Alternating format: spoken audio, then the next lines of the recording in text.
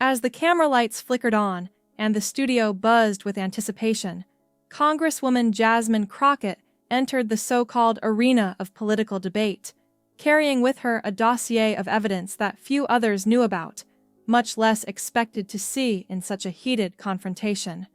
Her every step was deliberate, her demeanor composed, but beneath her calm exterior lay a steely resolve fortified by facts and unwavering principles.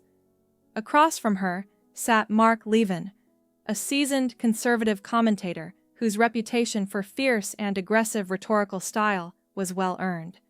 As soon as he caught sight of Crockett, he wasted no time in casting doubt on her comprehension of the Constitution, snapping, "Congresswoman, people like you don't understand what the founding document truly mandates." His words were sharp, designed to unsettle, to provoke a reaction that would make her seem uninformed or misguided. But within just a matter of minutes, what started as a confidently delivered assault on Crockett's credibility turned astonishingly into a moment where Levin found himself utterly speechless, shaken deep within, his confidence eroding before the eyes of the viewers. What transpired in that brief span of time was nothing short of remarkable, something that might forever alter the landscape of political debate. The sequence of events that unfolded next sent ripples through the studio, leaving everyone present in stunned silence and perhaps even influencing future discourse on a broader scale. The moment was so impactful that it deserved to be noted, analyzed, remembered as a turning point in how political confrontations could potentially unfold when facts and composure collide. In the tense atmosphere that marked the beginning of their exchange, the energy was thick and tangible, almost as though the very air in the studio had thickened with anticipation. This was no ordinary political talk show, no casual discussion about policy. It was a high-stakes clash of personalities with starkly contrasting worldviews, Crockett representing a sturdy, principled approach rooted in legal expertise and social justice, while Levin exuded bravado, armed with sharp, often provocative remarks designed to undermine her position.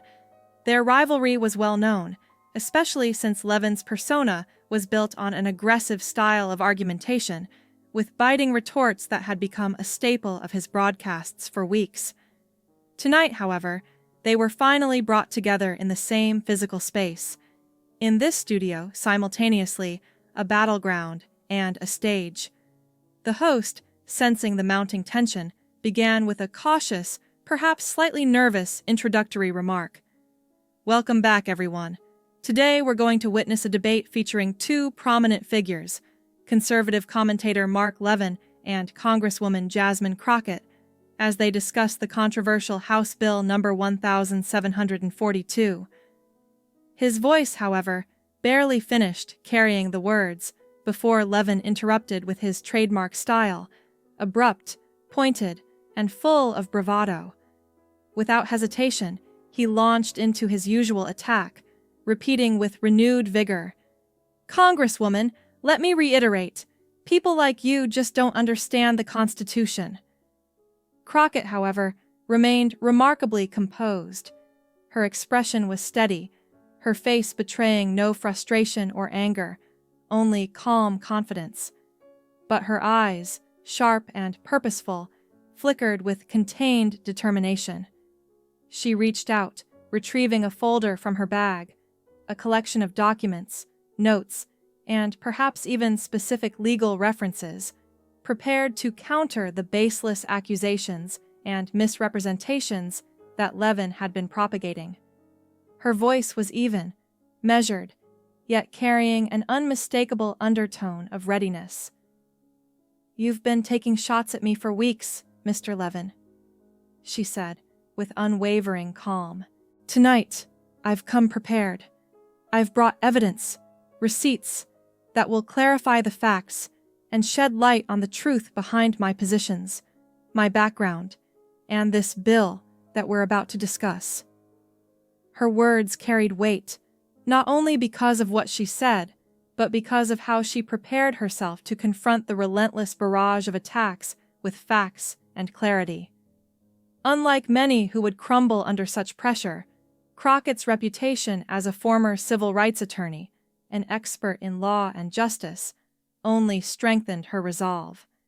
She had swiftly climbed the ranks within political circles, gaining recognition for her razor-sharp legal mind and for her unwavering commitment to justice. She was no stranger to opposition. She had faced it head-on, often with resilience and meticulous preparation. Yet, over the past month, Mark Levin's attacks on her had grown increasingly personal and hostile. His rhetoric had started to cross lines that many would consider unacceptable in polite discourse.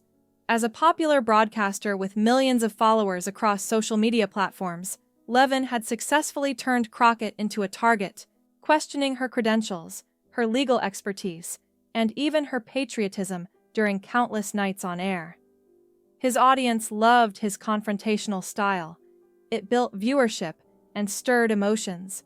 But what many viewers did not see was the quiet, ongoing effort Crockett had undertaken behind the scenes. She had collected evidence, crafted responses, and prepared herself for the moment when she could finally set the record straight. Levin, on the other hand, was well aware of her reputation as a formidable legal mind and a principled fighter for justice. His tactic had been to dismiss her as superficial, to paint her as someone more concerned with image than with substance. Still, his relentless assault had a clear strategic purpose: to discredit her credibility and sway public opinion against her. As he raised his voice with practiced indignation, he continued, "Let me tell you what I think of Congresswoman Crockett. She embodies everything that is wrong with today's political climate, full of hype, short on substance, and entirely focused on appearances rather than real policy solutions." The stakes in this confrontation could not have been higher. This was clearly more than a simple debate about a legislative bill. It was a battle for truth, reputation, and political integrity. Underneath the surface, what was truly at play was the controversy surrounding House Bill No. 1742, a piece of legislation that carried profound implications for voting rights across the nation, affecting millions of citizens. For weeks, Levin had dismissed the bill as unconstitutional trash, condemning it in the most vehement terms. His narratives echoed into his audiences, and his influence was widespread. Crockett, however, was ready to respond, her voice steady and unwavering. "Let me make this clear," she said calmly, but with conviction. "I've been listening to your misrepresentations, your inaccuracies about my positions, my legal background, and the bill itself, for quite some time now." Her words served as an assertion of her own authority and an invitation for viewers and opponents alike to consider the true facts. The host, observing the unfolding exchange, shifted uncomfortably in his seat, sensing the intensity of the moment. "Perhaps," he suggested cautiously, "we should focus on the actual content of the bill, rather than personal attacks." But Crockett was not about to let the discussion slip away into mere accusations. "Oh, indeed," she replied softly but firmly. "I intend to do just that."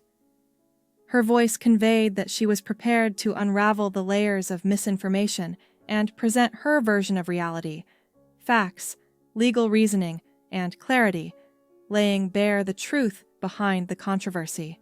What was to follow would be a battle of substance, wit, and conviction, a show of strength and knowledge that might resonate far beyond the studio walls, sparking conversations and possibly shifting perceptions on an issue that affected the very foundations of democratic rights and justice in the United States. Before diving into the main discussion, I believe it's important to provide some background for the viewers, offering clarity about why Mr. Levin has been so intensely focused on attacking my personal integrity rather than engaging with the core issues of the legislation under debate. This shift in tactics might seem peculiar at first glance, but it's essential to understand the context behind his behavior. The scene opened with her deliberately opening a carefully prepared folder, from which she pulled out a substantial stack of documents. Each paper was neatly organized, clearly indicating the effort put into verifying and preparing her evidence. This visual was meant to underscore the seriousness of her arguments and to demonstrate her readiness to back up her points with concrete proof.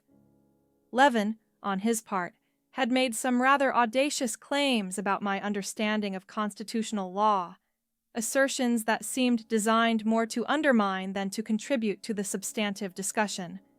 And yet, it appeared he was engaging in a strategy of personal discreditation rather than a thoughtful critique of the law itself. The audience could sense that he was trying to provoke a reaction, perhaps hoping to deflect attention from the real issues by attacking my credibility. Levin smirked slightly at one point, his expression carrying an air of overconfidence, clearly not expecting me to respond with much substance. His attitude suggested he felt secure in his position, perhaps convinced that personal jabs would be enough to sway public opinion or distract from the inadequacies of his legal knowledge. I responded calmly, asserting, "I merely speak the truth, Congresswoman." Her composed reply was that her record stood as testament to her integrity and expertise. She nodded slightly, a faint smile appearing on her face, but it didn't quite reach her eyes. It was more a gesture of acknowledgement than of triumph. Her expression subtly conveyed that she was well aware of his tactics and that she was ready to hold her ground. As these exchanges took place, the atmosphere in the studio began to subtly shift. The usual feeling of predictable political theater was giving way to something more tense, more authentic. The production team, sensing that something unusual was occurring, instinctively prepared for a different kind of segment. They quietly instructed the camera operators to ensure they captured every reaction, every subtle movement, understanding that this exchange might reveal more than just partisan posturing. Continuing the discussion, I addressed my background openly. Before I was elected to Congress, I spent many years defending the fundamental constitutional rights of ordinary Americans in courtrooms across the country. With this, I paused briefly to emphasize the depth of my experience, then asked, "How many constitutional cases have you personally argued, Mr. Levin?" My question was straightforward, but aimed at underlining the disparity in legal experience between us. The answer, or rather, the hesitation, flickered across his face, betraying a sense of uncertainty. It was clear that this particular line of questioning veered from the expected script and caught him somewhat off guard. As the segment progressed, his initial attacks grew more aggressive, but they also became increasingly personal and, frankly, more cutting in their tone. "You're an amateur at best when it comes to constitutional analysis," he criticized. "I've authored books on constitutional law that are used in law schools nationwide," I stated calmly, maintaining my composure despite the provocation. My steadiness seemed to irritate him even further, fueling his desire to escalate the rhetoric rather than address the substance. The split screen provided the audience with a direct visual of his reaction, his face tense and flushed next to my steady gaze. It was a visual reminder of the growing tension in the studio, signaling a real debate rather than mere political posturing. Then, in a more pointed tone, I addressed him directly. "Mr. Levin, I have here transcripts from your own show, in which you repeatedly misrepresent the implications of the 14th Amendment in relation to this bill." She pulled out the first document from her folder and highlighted sections of the transcripts with a visible marker. These passages clearly showcased his errors when discussing constitutional law, highlighted phrases that he had mischaracterized or misunderstood. The camera briefly zoomed in, capturing the highlighted texts in sharp contrast, underscoring the evidence being presented. Levin immediately responded, "Those extracts are taken out of context," his voice rising in frustration.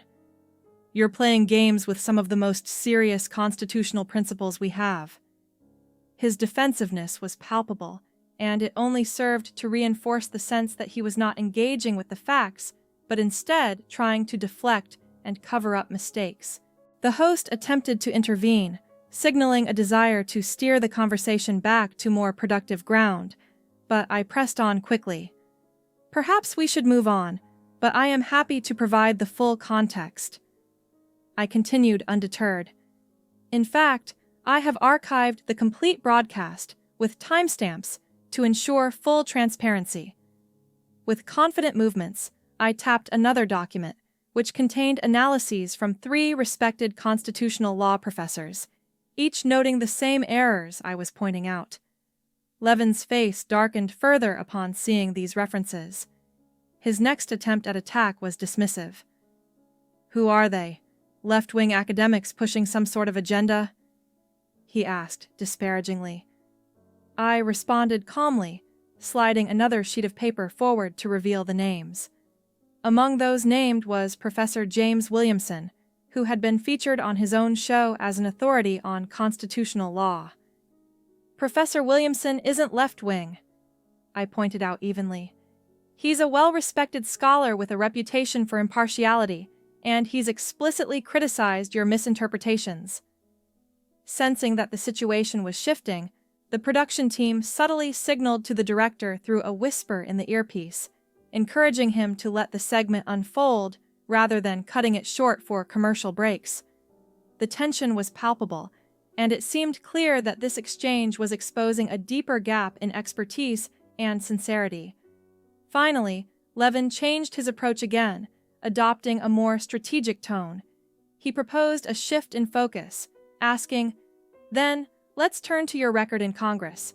What exactly have you achieved besides grandstanding and stirring racial tensions?" His tone was overtly provocative, meant to weaken her credibility. My eyebrow lifted slightly at his latest provocation, signaling that I was prepared for this maneuver as well, convinced that the truth would prevail regardless of distractions. The term race-baiting, a phrase that carries quite a heavy connotation, was used by Mr. Levin, and it struck Crockett as a deliberately provocative choice of words. She recognized the potential for such a phrase to derail a serious discussion, but decided to respond thoughtfully rather than react defensively. As she prepared herself, she carefully pulled out a document from her folder, a symbol of her readiness to delve into facts, figures, and legislative details. Meanwhile, the atmosphere in the studio was thick with tension. Over the past month alone, Levin had labeled Crockett as unqualified no fewer than 17 times on his show, a barrage of accusations that seemed designed to undermine her credibility in the eyes of the audience. Additionally, he had questioned her intelligence 12 times, repeatedly challenging her abilities without ever mentioning her academic background, a law degree earned through years of dedicated study, nor her distinguished career as a civil rights attorney, nor any of the numerous legal victories she had achieved throughout her professional life. These omissions suggested a pattern. His criticisms targeted her person rather than her policies or achievements. The mounting pressure was evident as the segment progressed. In the background, a production assistant could be seen, clutching a phone and exchanging rapid messages, likely updates on the viral social media reactions already beginning to swell, reflecting the digital audience's engagement and response. Crockett's observation was sharp. While Levin criticized other members of Congress for lacking qualifications, he had at least acknowledged their policies or voting records. In her case, however, the criticism was always personal, and, she thought, implicitly biased. She wondered what lay behind this persistent focus on her individual character rather than her legislative work. Levin's face twisted with visible anger when he responded.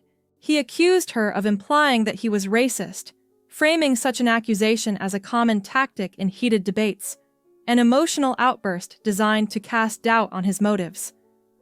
"Are you suggesting that I harbor racist beliefs?" he demanded. He seemed to believe that labeling critics as racists was a powerful weapon when facing loss in an argument. Crockett remained composed, replying evenly without rising to the provocation. "I have not implied anything of the sort," she said calmly. "What I am doing is simply presenting facts." She pointed out that her treatment by Levin was noticeably different from how he had interacted with her colleagues, emphasizing that the transcripts of their exchanges clearly reflected this disparity. At this point, Crockett finally addressed the core of the discussion, House Bill 1742. She asked Levin whether he'd like to switch to the actual legislative content or continue with the personal accusations and attacks on her character. The host, sensing the mounting tension and the potential for the situation to spiral out of control, attempted to steer the conversation back to the bill itself. "Let's focus on the legislation," he urged. "Congressman Crockett, could you explain why this bill matters?" But Levin was not ready to relinquish his confrontational stance. His irritation boiled over as he dismissed her efforts to redirect, calling her approach ridiculous and accusing her of misrepresenting his motives and motives of her opponents instead of defending her legislation. Crockett, however, remained unshaken. Her voice stayed remarkably steady and composed as she responded, "Actually, I am more than willing to discuss the bill. That's precisely why I am here." She pointed out that, for weeks, Levin had focused his attacks on her personal character rather than addressing the substance of her legislative proposal. "I thought it was important to clear the air first before moving forward," she explained. Turning her gaze directly into the camera lens, she clarified her position. House Bill 1742 is aimed at safeguarding the fundamental right to vote. The essence of this legislation is straightforward and clear. Despite what Mr. Levin may be telling his viewers, this bill does not impose restrictions or qualifications on who can vote. Instead, it guarantees that eligible voters are not unfairly removed from the voter rolls without due process or proper notification. Her tone was measured, emphasizing transparency and fairness. Levin attempted to interrupt, attempting to cut her off with a protest that he disagreed with her interpretation.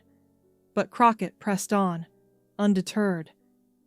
"And if we are to have an honest discussion about this bill, I believe the audience deserves to understand that Mr. Levin has repeatedly misrepresented both the content of the legislation and my own legal expertise."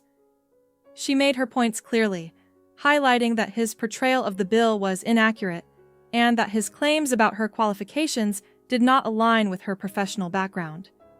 Her calm logic contrasted sharply with Levin's increasing agitation. Sensing the mounting online engagement and realizing that the segment was attracting significant attention, something likely to extend beyond the studio and into social media realms, the host announced that they would need to pause briefly.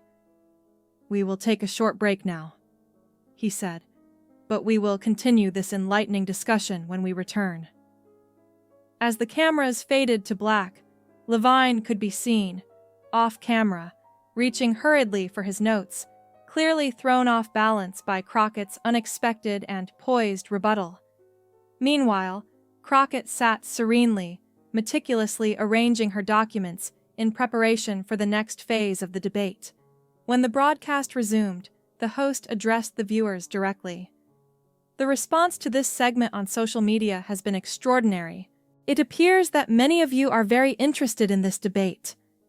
The palpable excitement and curiosity among the audience suggested that Crockett's approach had made a significant impression, and the conversation was far from over. Levin immediately launched into the next round of argumentation, eager to regain his offensive edge, while Crockett prepared herself to further clarify her position, confident in her facts and her integrity amidst the storm of controversy. During the commercial break, I took the opportunity to carefully review some of these so-called transcripts that have been circulated recently. Upon closer inspection, it became painfully clear that they are deeply misleading and distort the context of what was actually said. These transcripts tend to extract individual phrases from the conversation and then manipulate them out of their original context, weaving a narrative that does not accurately reflect the reality of the discussion. Such selective editing creates a false impression, presenting a distorted version of the events that is far removed from the truth. Crockett, observing this, allowed herself a slight smile, recognizing the tactic for what it was, a deliberate attempt to mislead. That's exactly why she had taken the precaution of bringing entire, unedited video recordings along with her, rather than relying solely on these misleading transcripts. She wanted the full truth to be evident to anyone willing to see it clearly. Would the other party like her to simply play the raw, unedited clips? She was confident that the producers could arrange for that without any difficulty. Her hint was quite clear. When given unfiltered footage, the distortions evident in the transcripts would be obvious to all. The control room, already in a bit of a state of hurried scrambling, responded unexpectedly, revealing that this wasn't part of any planned segment, nor was it a typical approach. But what mattered was that the ratings were skyrocketing, soaring higher than anyone could have anticipated, making the decision to proceed with unrestricted clips a strategic, if spontaneous, move. The producer, signaling approval to the host, nodded firmly, indicating that they should proceed accordingly. The host, momentarily caught off guard and visibly flustered, managed to compose himself and addressed the audience, saying that they could certainly show a brief clip if it proved relevant to the discussion. Crockett, without hesitation, confirmed its importance, replying with conviction that it was very relevant. With this, she handed a small flash drive to an attentive production assistant, who quickly hurried off camera to retrieve the footage. Meanwhile, Levin's face betrayed the first unmistakable signs of genuine concern. A hint of apprehension flickered in his eyes, a rare display of unease. These clips were more damaging than he had anticipated, and he knew it. Crockett, observing his reaction, was not shy about voicing her disdain for what she considered the theatrics of the moment. She described the display as ridiculous theater, emphasizing that their primary purpose was supposed to be serious policy discussion, not entertainment or manipulated spectacle involving selectively edited clips of her show. She clarified her point, asserting that she was presenting unedited footage, not selectively edited snippets, in an effort to elevate the level of truth in the debate. She pointed out that her goal was definitely to engage in meaningful discussions about policy, a subject she had been trying to address for weeks.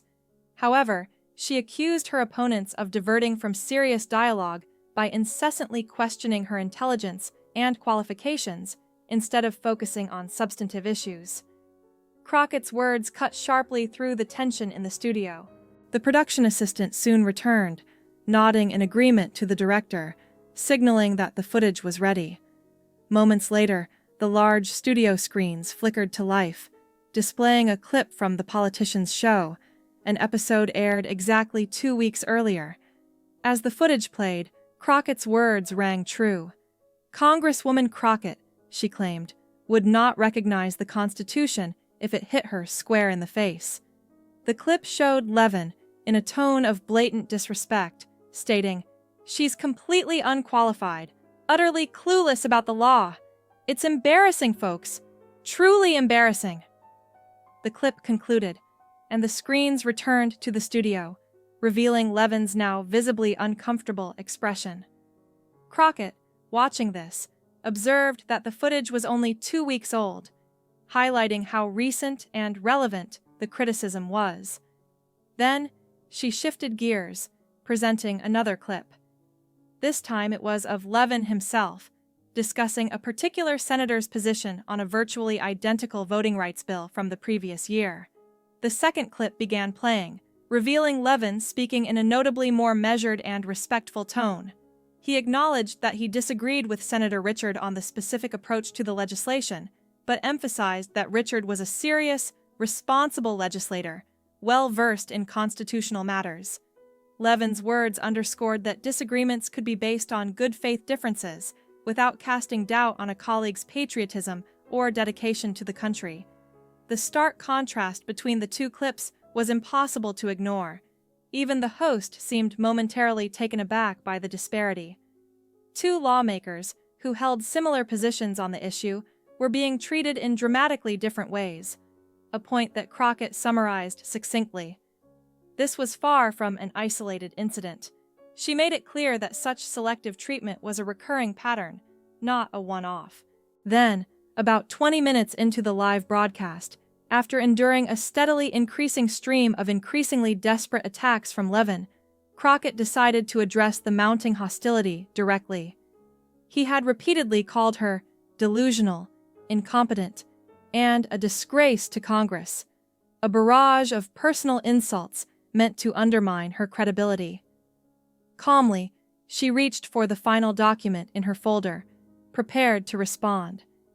She looked directly at him and addressed him by name, his number 11 on the list of her notes. Before she responded to that last jeering comment from him, she took a moment to speak carefully. Addressing the entire audience, she said, "Mr. 11, before I respond to that last attack, I think it's important to clarify something. 3 days ago, on your show, you made some serious claims about me, and I believe it's only fair to set the record straight." She shifted slightly in her seat, visibly composed but unwavering. She then cited his statement, what he claimed about her, making it clear how troubling and unfounded it was. "You claimed that I, and I quote, don't understand the very basics of constitutional law, and that I have never even handled a significant constitutional case. Furthermore, you said that I am simply a fraud, elected solely through identity politics, and that my so-called accomplishments are non-existent. But what many viewers saw during that segment was a clear demonstration of how empty and unfounded your accusations are." At this point, silence fell over the studio. Even the host seemed momentarily unsure of how to proceed as the weight of Crockett's measured rebuttal settled in. The atmosphere grew tense, the kind of quiet that often follows a bold assertion when everything else around seems to pause in anticipation of the next move. "That is quite a remarkable assertion regarding my professional background," Crockett continued, her tone composed, yet carrying an unmistakable edge of conviction. "In light of this, I have brought along something that I believe will be of keen interest to both you and the viewers watching this program." With deliberate movements, she reached for a document, and the camera swiftly focused its lens upon it. The viewers could see clearly that this was an official court filing, one that pertained to a significant voting rights case from approximately 5 years prior.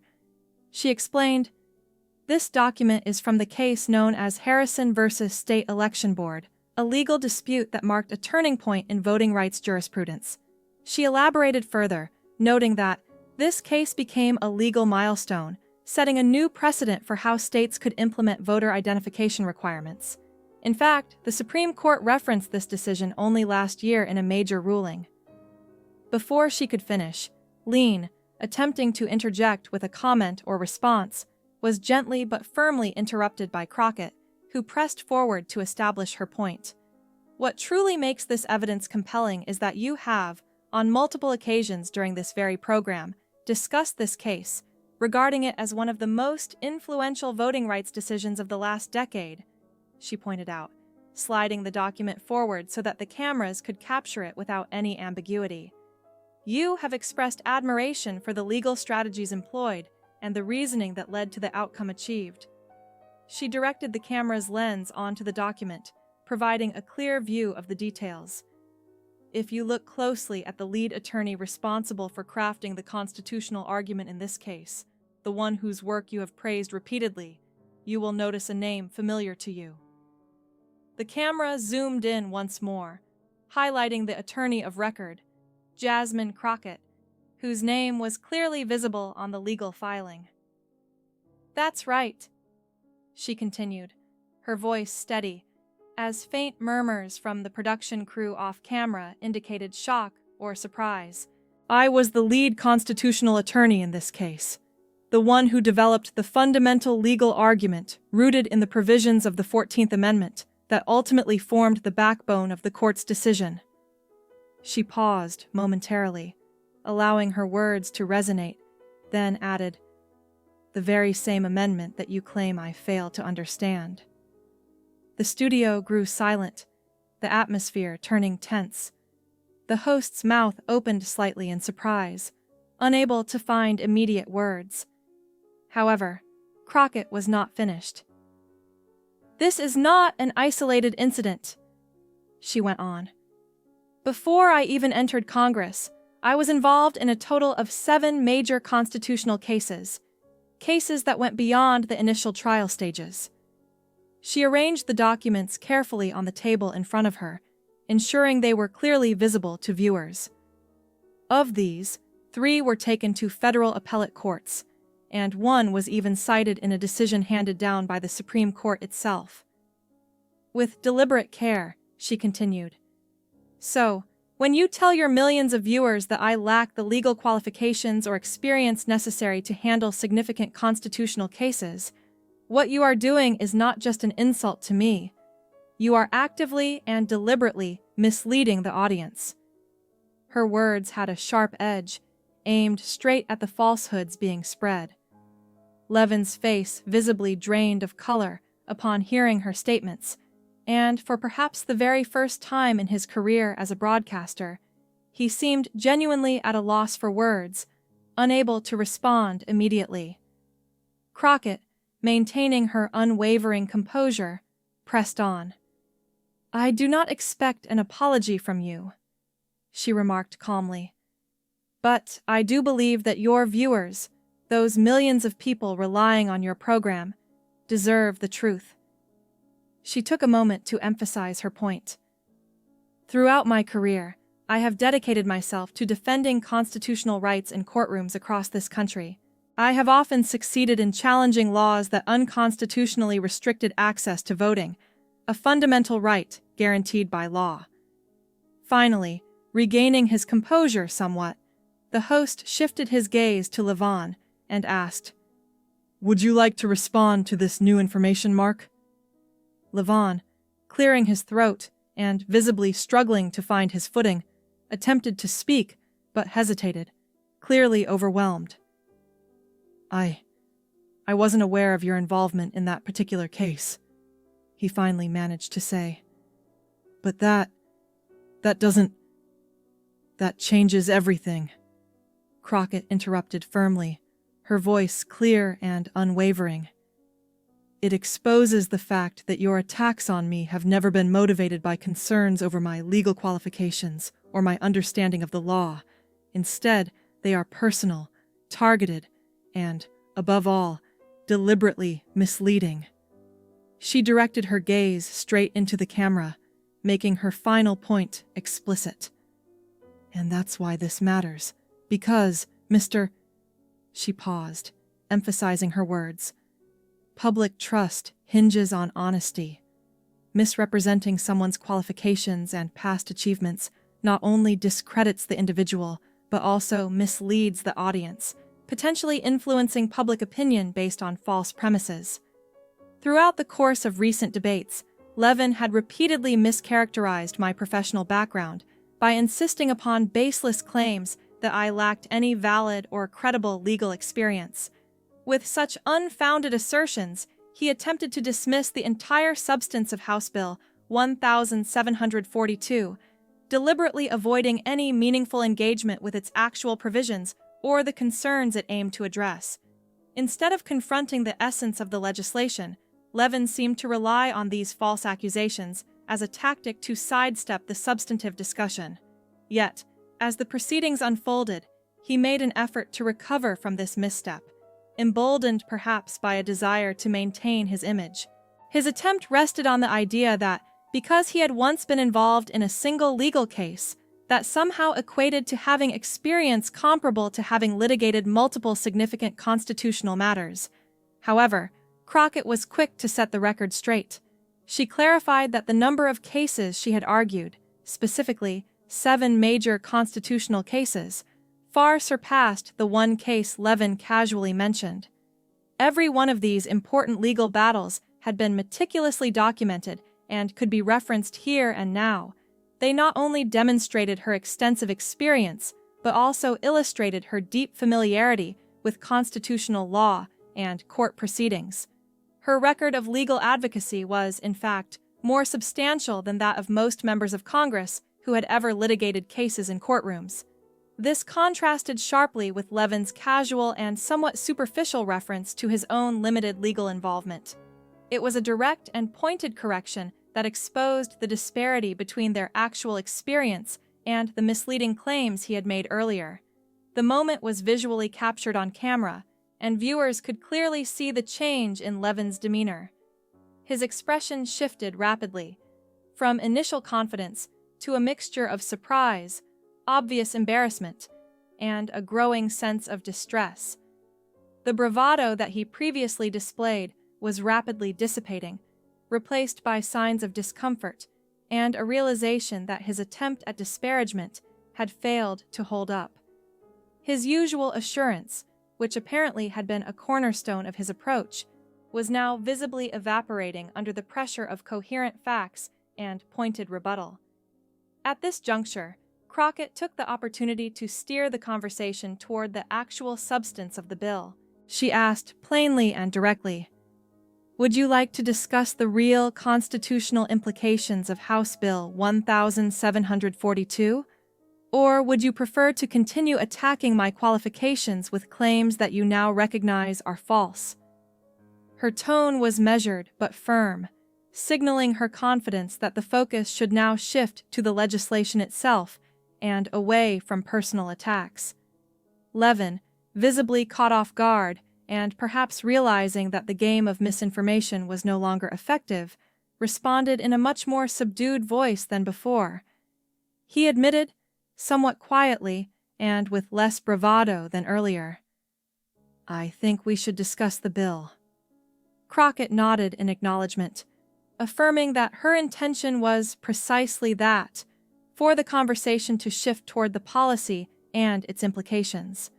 She expressed her understanding that the audience, the viewers watching this debate, deserved a serious and substantive discussion about laws that directly impact their rights, rather than hearing about misrepresentations and falsehoods designed to discredit her. The atmosphere in the room altered noticeably, with the dynamic between the participants becoming more balanced and focused. For the first time in the exchange, Levin appeared diminished, his earlier arrogance now replaced by a less confident posture as Crockett sat upright and authoritatively presented her case. Her arguments, based on facts and constitutional precedent, had driven home her point most convincingly. The host, sensing that a moment of historical significance was unfolding, made an effort to restore order and refocus the discussion. "Well then," the host proposed, "let us now turn our attention to the specific provisions contained within House Bill 1742. Congresswoman Crockett, could you please explain the fundamental components and key elements of this legislation?" Without hesitation, Crockett responded, having already set aside the documents that had once dramatically shifted the tone of their debate. Her voice was clear, confident, and purposeful as she began her explanation.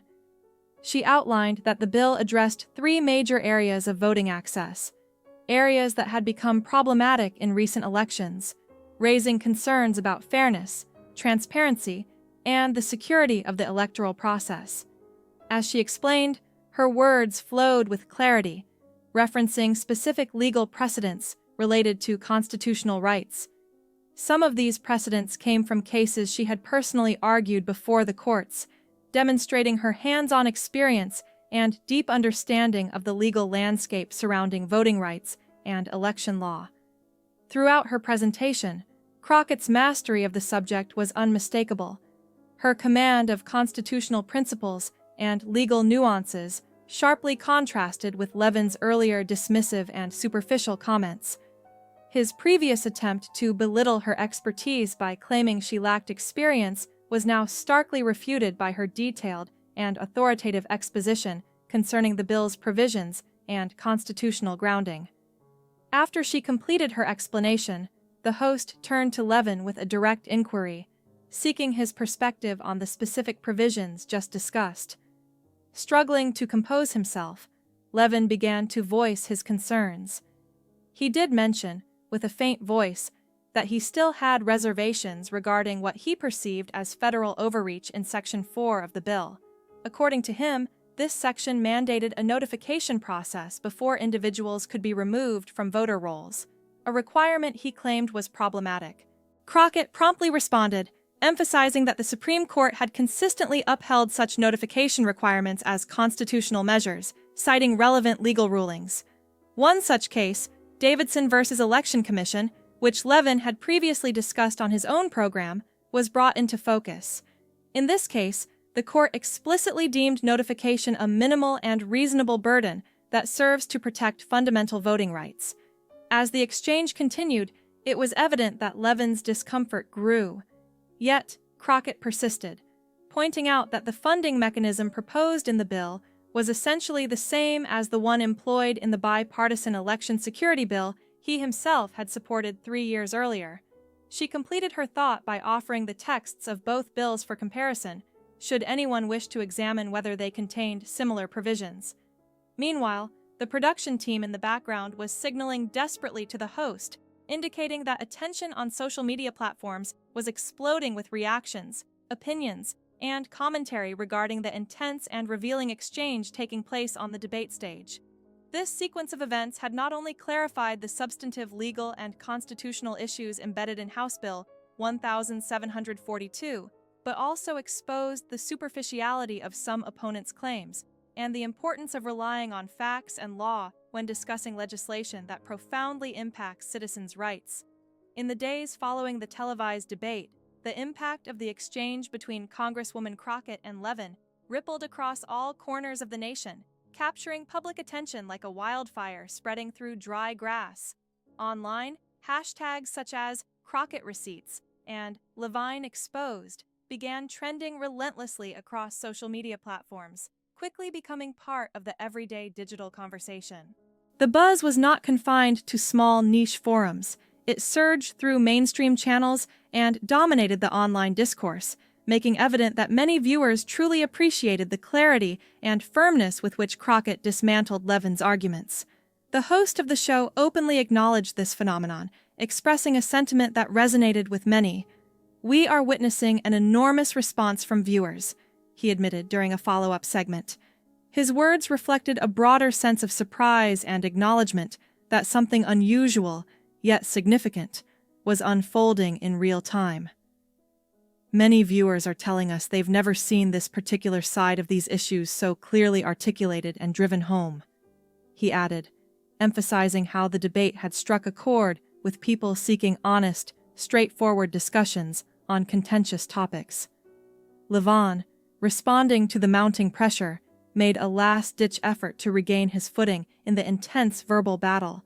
He launched a final counterattack, attempting to shift the narrative back in his direction.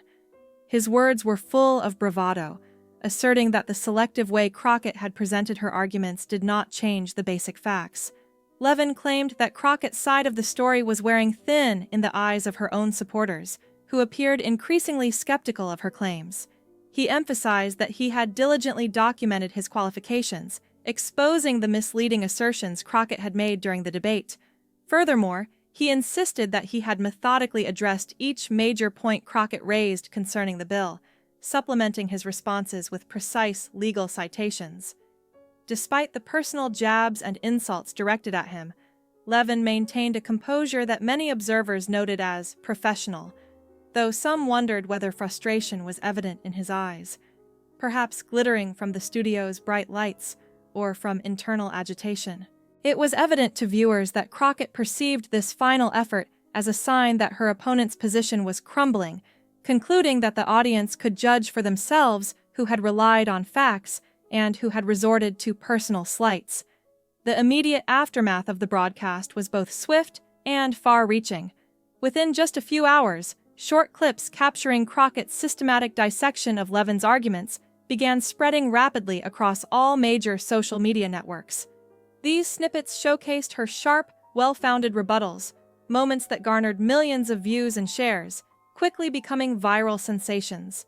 The incident soared to the top of trending topics nationwide, with "Crockett takes down Levin" ranking as the #1 trending discussion, capturing the attention of a diverse audience eager to see what many called one of the most pivotal political confrontations in recent broadcast history. Major news networks promptly picked up on the story, dedicating segments and panels to analyze every detail of the heated exchange. Political commentators from across the ideological spectrum offered their takes, debating the significance of Crockett's victory in this verbal duel and what it might mean for future public debates on critical issues like voting rights. The consensus among many was that a new chapter had begun in how such debates were conducted, more focused, more fact-based, and less susceptible to personal attacks. On the following morning, the story's momentum continued to grow. 3 prominent newspapers ran front-page headlines boldly proclaiming Crockett's decisive role in exposing Levin's false claims and highlighting her dramatic confrontation. Headlines such as "Crockett reveals the truth," "Levin's claims crumbled," and "The evidence is clear, Crockett changes the conversation on voting rights" captured the essence of the event with compelling language. These articles detailed not only the televised showdown, but also the implications of her success in shaping public discourse. The receipts, an unmistakable record of her factual corrections, served as concrete evidence of her meticulous approach and strategic clarity, reinforcing her reputation as a formidable advocate for her causes. The repercussions extended beyond the immediate political sphere, affecting Levin's public speaking and broadcasting schedule in a most unusual way. For the first time in many years, his radio program was abruptly pulled from the airwaves, taking a break that lasted for 2 full days, an extraordinary pause for a host typically known for his consistent presence. While radio silence persisted, social media activity from Levin also diminished sharply. His accounts, which usually pulsed with numerous daily posts and commentary, remained eerily quiet, allowing his audience to wonder about his state of mind and the impact of the confrontation. When he eventually returned to broadcasting, listeners sensed a clear shift in his tone and approach. The bombastic certainty that had often characterized his style was noticeably absent. Instead, a more measured, subdued voice took its place. Levin openly acknowledged that reasonable people could have differing interpretations of the Constitution, a significant departure from his previous, more rigid, absolutist stances. While he did not directly mention Crockett's criticisms, his words suggested a recognition that he himself had blind spots in his understanding, and that respecting the expertise of others, regardless of their political affiliations, was essential. This more nuanced stance represented a striking evolution from his past rhetoric, hinting at a potential shift in his perspective prompted by the debate's intense exposure. For Congresswoman Crockett, the event proved to be transformative on a personal and professional level. Overnight, she became a recognized figure nationwide, with her office inundated by interview requests, invitations to participate in discussions, and calls from various news outlets eager to hear her views. Her prominent role in the debate cast a spotlight on the substance of House Bill No. 1742, which until then had garnered limited public attention. Now, for the first time in a long while, serious consideration and debate focused on its provisions and implications. Remarkably, 3 conservative lawmakers previously opposed to the legislation publicly announced their reconsideration of their positions, an indication of the profound influence Crockett's articulate defense had on shifting the political landscape surrounding this bill. In essence, that televised exchange had catalyzed a broader political and social shift. It demonstrated how a sharply conducted debate, rooted firmly in facts and reasoned argumentation, could alter public perceptions and even influence legislative perspectives. The ripple effects continued to unfold in the days that followed, signaling a possible turning point in the ongoing dialogue about voting rights, constitutional interpretations, and the nature of political discourse in contemporary America. After hearing the Congresswoman's comprehensive and carefully articulated explanation of the constitutional principles underpinning the proposed legislation, an observer remarked, "I believe this issue warrants a much closer and more meticulous examination than it has previously received." This statement reflected a growing sense that the debate surrounding the bill was beginning to shift from superficial discussions toward a deeper, more substantive analysis rooted in legal and constitutional considerations. In the days leading up to this moment, political commentators and analysts had noticed a notable change in the way voting rights were being portrayed and discussed across various media platforms. Prior to the contentious encounter between Crockett and Levin, the discourse was predominantly characterized by heated, often partisan shouting matches, where the primary focus was on political loyalties and ideological posturing, as observed by seasoned commentators who have followed these debates for years.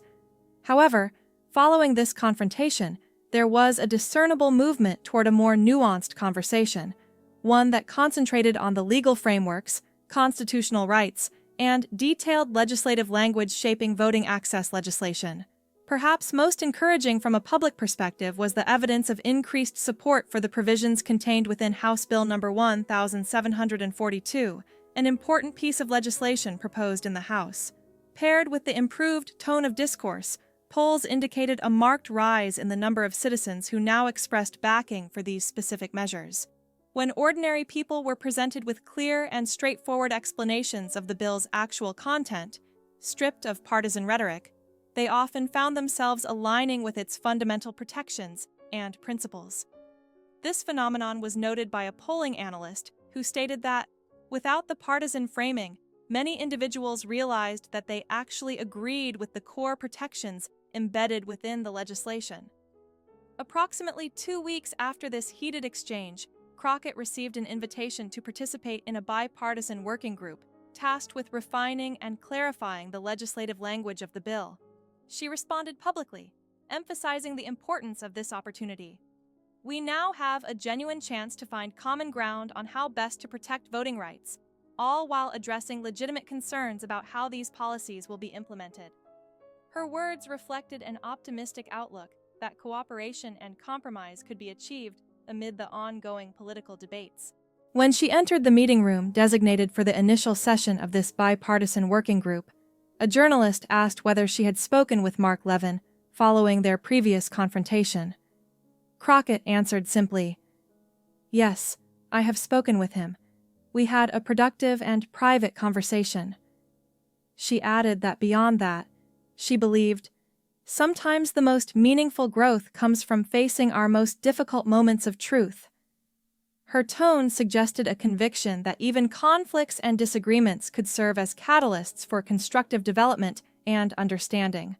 Later that same day, Mark Levin posted his first direct comment on social media regarding the earlier confrontation. His message conveyed a newfound humility and openness. "Sometimes being proven wrong is the beginning of getting it right. I am listening more and shouting less these days. Maybe we all should be doing that." His post resonated widely and quickly went viral, prompting political analysts and media observers to comment on a broad and perhaps unforeseen shift taking place in the national political conversation. Many noted that this marked a rare instance where the discussion pivoted from spectacle and personal attacks toward a focus on substantive issues supported by facts and honest debate. A well-known columnist remarked that, "What we have witnessed is a moment where substance has triumphed over spectacle, a sign of potential change in the way we conduct political discourse." The central question now was whether this shift was simply a temporary anomaly, a momentary recalibration, or if it signaled a more enduring transformation in the manner in which political debates and legislative discussions are conducted across the country. Meanwhile, within the offices of Congress across Washington, D.C., congressional staff members observed a noticeable change in how their legislators approached criticism and evaluation of opponents. It was no longer seen as prudent to make sweeping accusations without thoroughly understanding the backgrounds or qualifications of the individuals involved. An aide commented discreetly that nobody wants to be the next Mark Levin, emphasizing that legislators and aides alike were now diligently doing their homework, carefully scrutinizing the backgrounds and credentials of those whose claims they were tempted to challenge publicly, to avoid unnecessary missteps and reputational damage. For her part, Congresswoman Crockett continued to prioritize the substance of her legislative efforts concerning voting rights. She explicitly stated in an interview that the confrontation wasn't the main point, emphasizing that her primary goal was to redirect the focus toward the actual issues and challenges faced by voters. It was about encouraging people, she explained, to pay attention to the underlying policies and principles at stake rather than getting distracted by personalities or partisan bickering. Support for her stance was especially strong in her constituency. During a town hall meeting, one constituent praised her for her principled stand, remarking, "She didn't just defend herself. She stood up for the idea that facts matter more than rhetoric, and that expertise, regardless of who possesses it, deserves respect."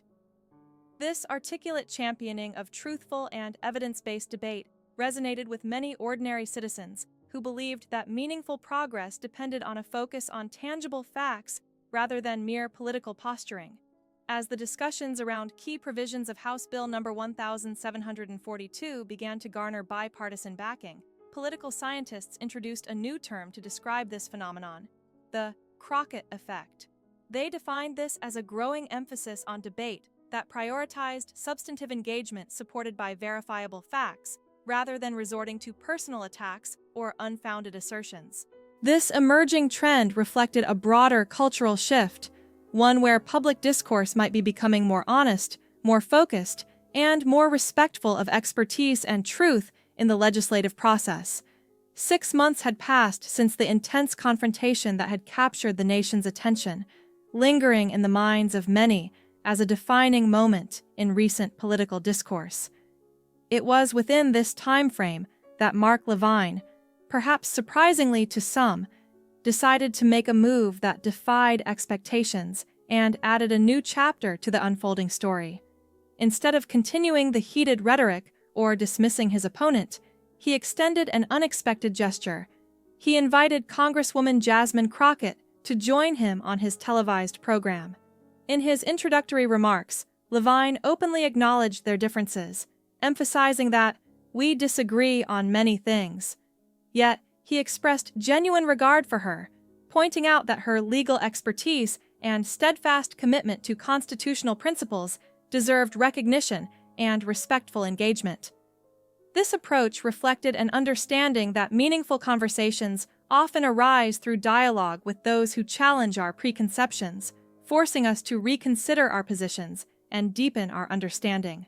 Levin valued the potential for such exchanges to generate more insightful and constructive discussions, rather than remaining trapped in cycles of hostility. The ensuing conversation between Levin and Crockett was noteworthy for its civility and depth. Unlike previous arguments marked by personal insults and inflammatory rhetoric, their discussion was grounded in mutual respect. Both participants maintained focus on constitutional interpretation, engaging thoughtfully with each other's points rather than attacking personalities. This dialogue, characterized by its seriousness and substantive content, resonated strongly with viewers and resulted in record-breaking ratings. It also served as a clear illustration of the emerging shift towards a more mature and respectful mode of political debate, one that prioritized ideas and principles over inflammatory soundbites. As clips from their interactions circulated widely across social media platforms, a particular comment captured the spirit of many viewers' sentiments. It read, "I never thought I'd see the day when facts and expertise mattered more than volume and insults." This statement encapsulated a growing hope that perhaps there was room for a more meaningful political conversation, one where reasoned arguments and credible evidence could take precedence over shouting matches and personal attacks. The story of Jasmine Crockett's influence extended beyond that single confrontation. It became a symbol of how substantive discussion could challenge the prevailing spectacle-driven culture of modern politics. Her willingness to stand firm on facts demonstrated that truth and knowledge could prevail over sensationalism. Her methodical responses, backed by evidence, contrasted sharply with earlier moments of bravado or reckless rhetoric. Crockett's silence in the face of insults coupled with her ability to produce concrete receipts, be it legal documents, verified data, or relevant case details, served as her most powerful weapon. In a landscape often dominated by theatrics, her example underscored that substance, when wielded effectively, could turn the tide against superficiality. This narrative also conveyed a broader message, that the true strength of political discourse lies in credibility and expertise. Instead of matching volume with volume or engaging in tit-for-tat insults, presenting clear, tangible evidence became a form of resistance, an assertion that facts still matter and can shape the outcome of a debate. Crockett's conduct challenged others to follow suit, demonstrating that respectful, evidence-based exchanges are not only possible but essential for a healthier political environment. Reflecting on this, it becomes evident that the evolution of this confrontation signaled a potential turning point. It offered hope that future conversations might be less about sensationalism and more about genuine understanding. The transformation was not just about one formal debate, but about a possibility, a glimpse into a political culture where substance could triumph over spectacle and where credibility could ultimately prevail over noise. This example serves as a reminder that in the realm of public discourse, the most compelling responses to relentless insults and provocative tactics are often rooted in the strength of one's arguments, supported by reliable evidence. When individuals choose to produce and highlight their receipts, be it legal proof, documented facts, or well-reasoned arguments, they elevate the level of discussion, encouraging others to do the same. Such moments reinforce the idea that, despite the chaos and chaos-mongering that often characterizes politics, there is still room for rational, respectful, and fact-based debate. If this analysis of how Jasmine Crockett's approach became a catalyst for a more substantive dialogue resonated with you, it's worth recognizing the importance of these instances in shaping the future of political conversations. The hope remains that such examples inspire others not to be swayed by volume and theatrics, but to prioritize truth and expertise. The ongoing challenge is to foster a culture where facts are valued more than fleeting sensationalism, where honesty is applauded rather than mocked, and where vigorous, respectful debate becomes the norm rather than the exception. Who else would you like us to analyze in future discussions? Which figures or situations do you believe could benefit from a similar breakdown of their approach to public discourse? Please share your thoughts and suggestions below. Through detailed analysis and thoughtful presentation, we aim to highlight moments where substance triumphs and to promote a higher standard in political communication, one rooted in facts, respect, and meaningful engagement.